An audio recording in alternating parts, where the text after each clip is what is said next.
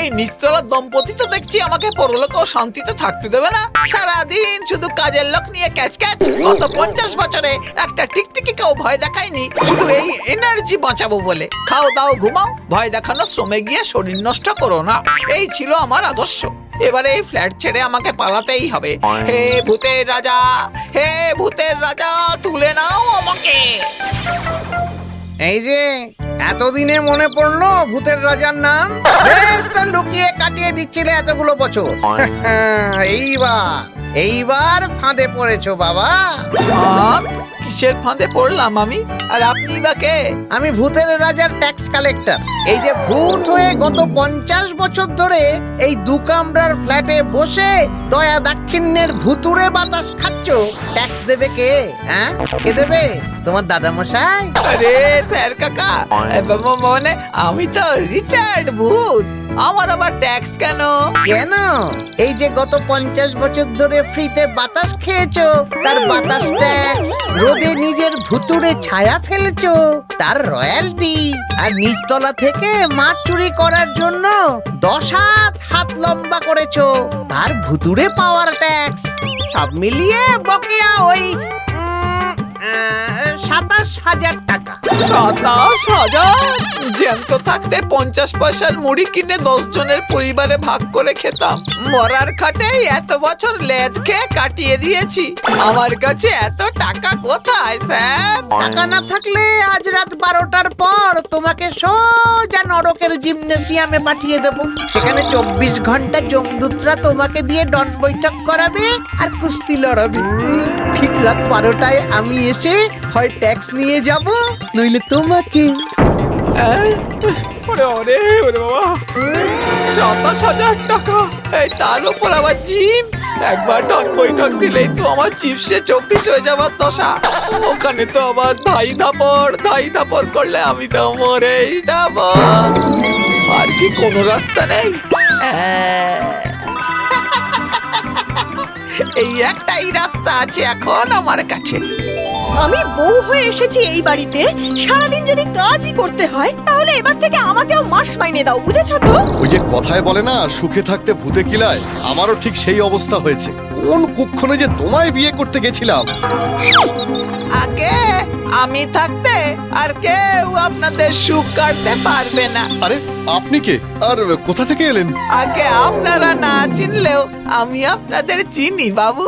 আমি এই বাড়ির মালিকের শ্বশুরের ভাইপোর দূর সম্পর্কের মানে একটু মাথা গোজার ঠাঁই পেলে আপনাদের রান্না বান্না, ঘর মোছা, কাপড় কাচা সব করে দেবো, মাইনে লাগবে না।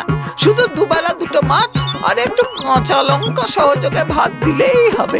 ওমা, অনেক শুনেছো, মাস মাইনে লাগবে না? এমন কাজের লোক তো পেলে কেল্লা ফতে। এই চলো চলো, একেই রেখে দিই। দেখতে একটু ভুতুরে বটে, কিন্তু সে যাই হোক, পকেট তো বাঁচবে। আপনি না তাহলে কাজ শুরু করে দিন, বুঝেছেন? আমি একটু পায়ের ওপর পা তুলে আরাম করি।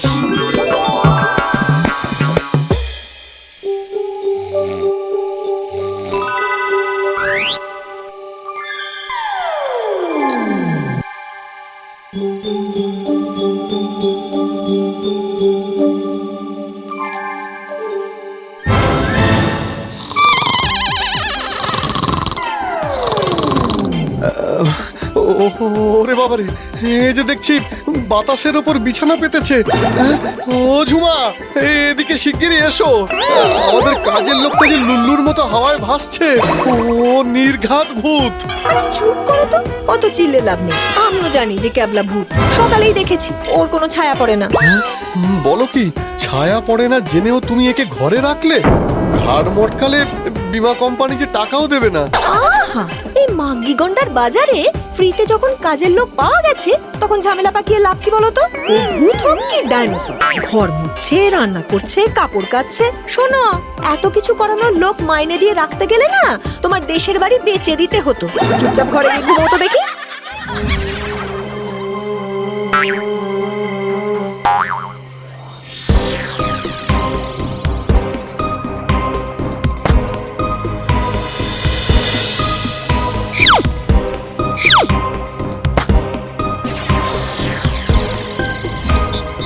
তবে রে বেটা, মানুষের পিছনে লুকিয়ে পার পাবি ভেবেছিস?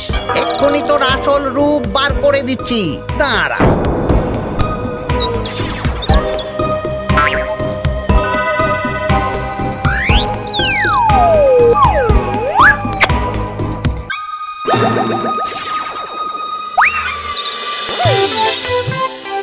অনিবাবু, শিগগির এখানে আসুন।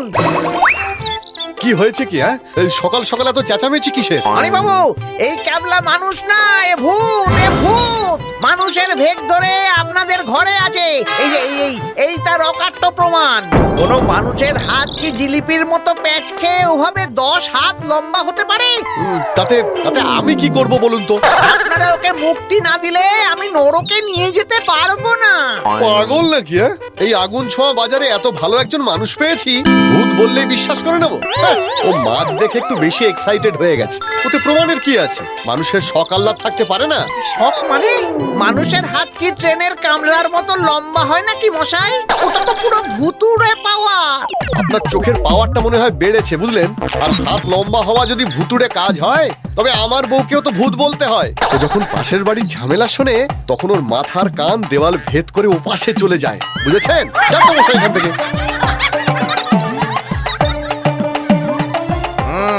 এই বেলা পার পেয়ে গেলি ক্যাবলা, কিন্তু তোকে আমি ভূত প্রমাণ করেই ছাড়বো। হ্যাঁ,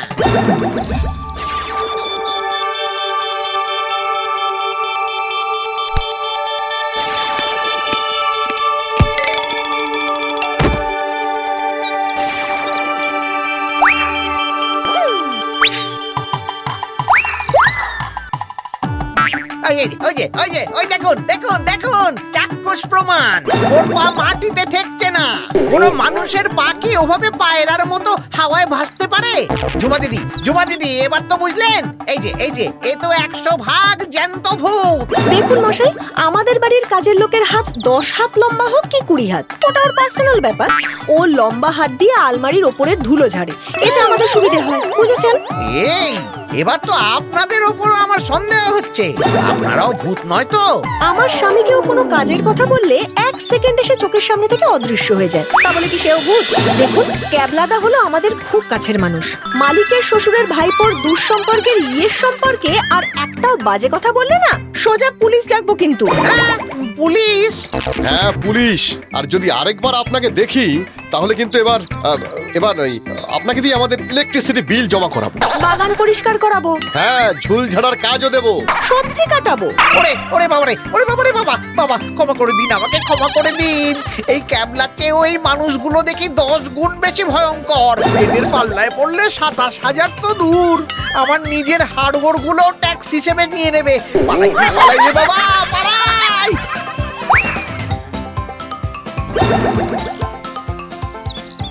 আপনারা যে আমার কি উপকার করলেন, তার প্রতিদান আমি এই জীবনে দিতে না পারলেও পরের জন্মে নিশ্চয়ই শোধ করব। যাক, এবার আমি আসি। না না, ক্যাবলাদা, কোথায় যাবে তুমি? আরে আমরা তোমাকে ঋণীও রাখবো না, এই জীবনেই শোধ করার সুযোগ করে দেবো তোমায়। মানে? ক্যাবলাদা, আমরা কিন্তু জানি যে তুমি ভূত। আমরা কিছু বলিনি, কারণ আমাদের একজন কাজের লোকের খুব দরকার ছিল। তাছাড়া এখন যখন ট্যাক্স বেঁচে গেল, তখন সেই খুশিতে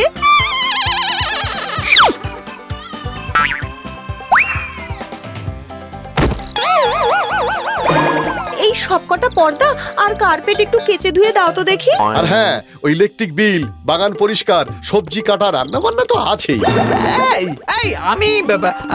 আমি কিন্তু সত্যি সত্যি ভূত। হ্যাঁ, আরে না না, আপনি তো আমাদের বাড়ির মালিকের শ্বশুরের ভাইপোর দূরসম্পর্কের ইয়ে। ও যাও তো, সময় নষ্ট না করে কাজে লেগে পড়ো। যাও যাও। আর পালানোর চেষ্টা করলেই কিন্তু সেই কালেক্টরকে ডেকে নরকের জিমনেশিয়ামে পাঠিয়ে দেবো। হ্যাঁ, মনে থাকে জানো।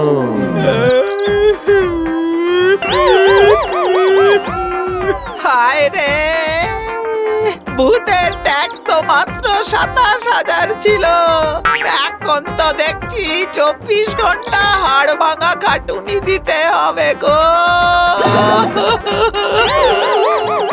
ট্যাক্স বাঁচাতে গিয়ে আমি কি সর্বনাশ করলাম।